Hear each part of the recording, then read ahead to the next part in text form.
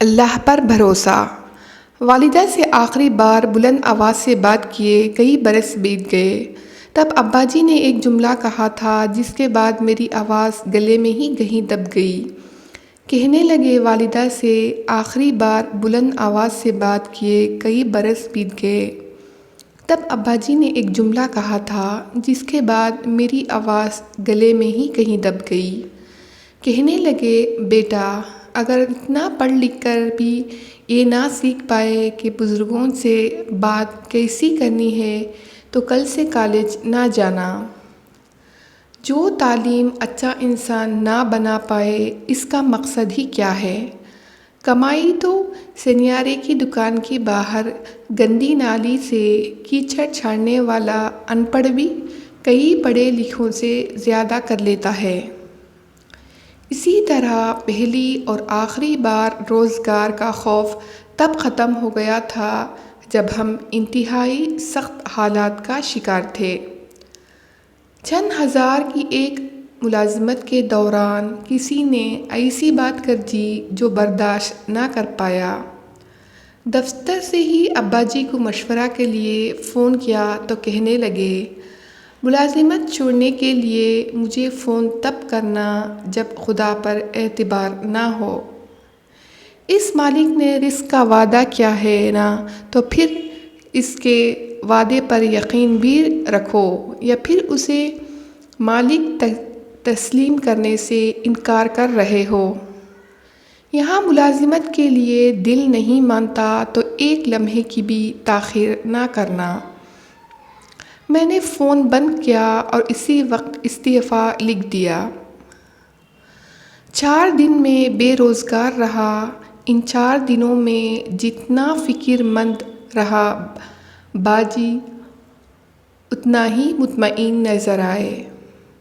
اور 5ویں دن مجھے ایک ایسے ادارے سے فون کال آ گئی جہاں میں نے 1 سال قبل ایک دوست کے کہنے پر مذاق میں سی وی بھیجی تھی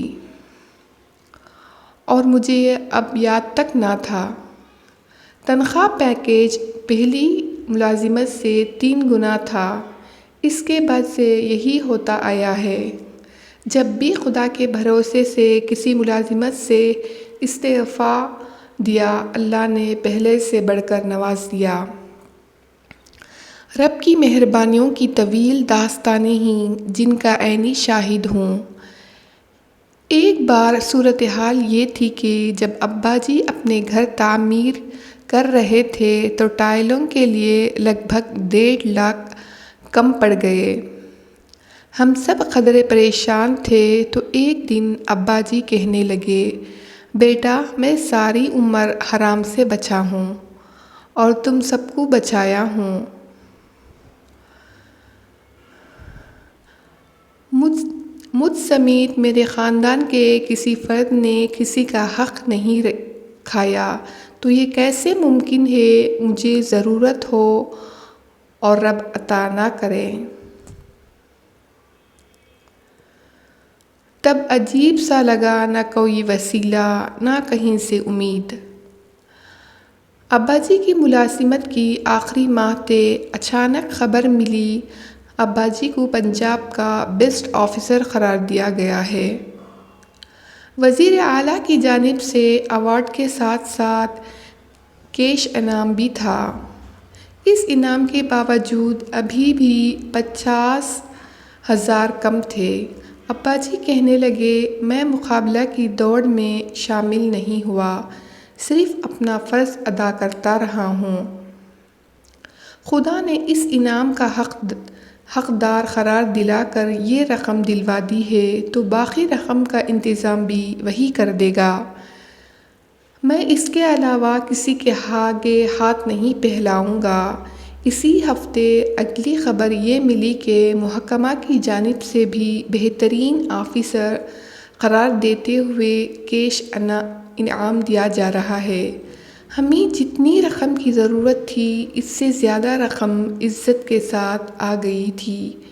اس دن سے ایمان پختہ ہو گیا۔ ہم کسی کا حق نہ مارے تو خدا ہمارا خیال رکھتا ہے۔ ابا جی کی زندگی ایسے ہی معجزوں سے بھری ہوئی ہے۔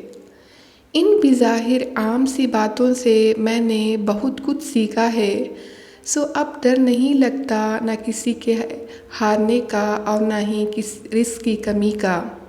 میں گھر میں سب سے زیادہ نکما ہوں، جب سب تہجد کے لیے اٹھتے ہی تب سوتا ہوں، لیکن رب مجھے بھی میری سوچ سے زیادہ نواز دیتا ہے۔